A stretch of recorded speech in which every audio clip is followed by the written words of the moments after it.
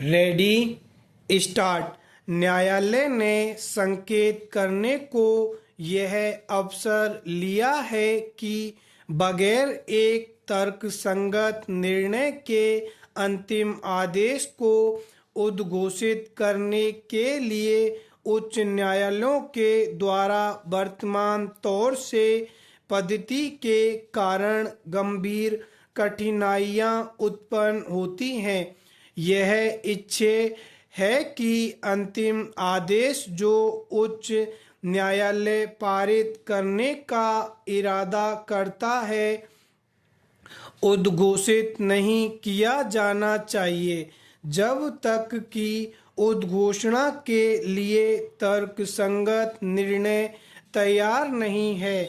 मान लीजिए उदाहरण के लिए कि एक अंतिम आदेश बगैर एक तर्कसंगत निर्णय के उच्च न्यायालय के द्वारा घोषित किया जाता है कि गृह धराशायी के कर दिया जाएगा कि एक बच्चे की अभिरक्षा अन्य के विरुद्ध एक माता पिता को सुपुर्द की जाएगी, या कि एक व्यक्ति एक गंभीर आरोप का अभियुक्त दोषमुक्त किया जाता है, या कि एक संविधि असंवैधानिक है, अथवा जैसा कि वर्तमान मामले में कैदी संरोध से उन्मुक्त हो। यदि ऐसे आदेशों के पारित करने का उद्देश्य उनके अवैध अनुपालन को आश्वस्त करना है कि उद्देश्य उच्च न्यायालय के द्वारा पारित आदेश के विरुद्ध इस न्यायालय में एक विशिष्ट अनुमति की याचिका दाखिला करते हुए पक्षकार के द्वारा प्राय निष्फल कर दिया जाता है, वह इस न्यायालय को एक दुर्दशा में रखता है, क्योंकि उच्च न्यायालय के लिए यह कठिन है।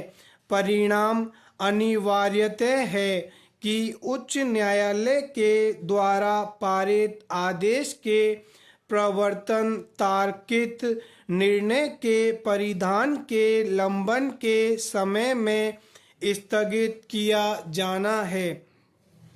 यह सोचा जा सकता है कि ऐसे आदेश इस न्यायालय के द्वारा पारित किए जाते हैं एवं इसलिए कोई कारण नहीं है कि उच्च न्यायालय को उसे नहीं करना चाहिए।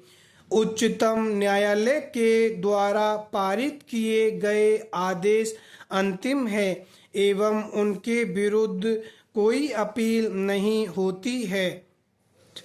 उच्चतम न्यायालय न्यायालयों के अनुक्रम में अंतिम न्यायालय है।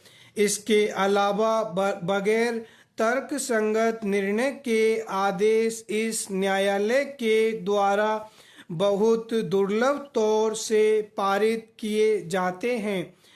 आपवादिक परिस्थितियों के अधीन उच्च न्यायालय के द्वारा पारित आदेश संविधान के अनुच्छेद 136 एवं संबंधित संविधियों के अन्य प्रावधानों के अधीन इस न्यायालय की अपीलीय अधिकारिता के अधीन है। उच्चतम न्यायालय इस वास्ते की पद्धति जो बहुत इच्छा नहीं है इनको करना आवश्यक सोचा था, एवं जो कोई लाभपूर्ण प्रयोजन नहीं प्राप्त करता है धारा 11 के स्पष्टीकरण 4 के अधीन कोई मामला जो बचाव या आक्रामक का एक आधार बनाया जा सकता था या बनाया जाना चाहिए था, ऐसे एक वाद में विवादक में रचनात्मक तौर से एक सारभूत तौर से एक मामला होना समझा जाएगा। एवं इसलिए वाद में सिविल न्यायालय का निर्णय न केवल प्रतिवादी के द्वारा लिए गए स्पष्ट अभिवाकों पर एवं सिविल न्यायालय द्वारा विनिश्चित स्पष्ट अभिवाकों पर प्रवर्तित होगा। स्टॉप।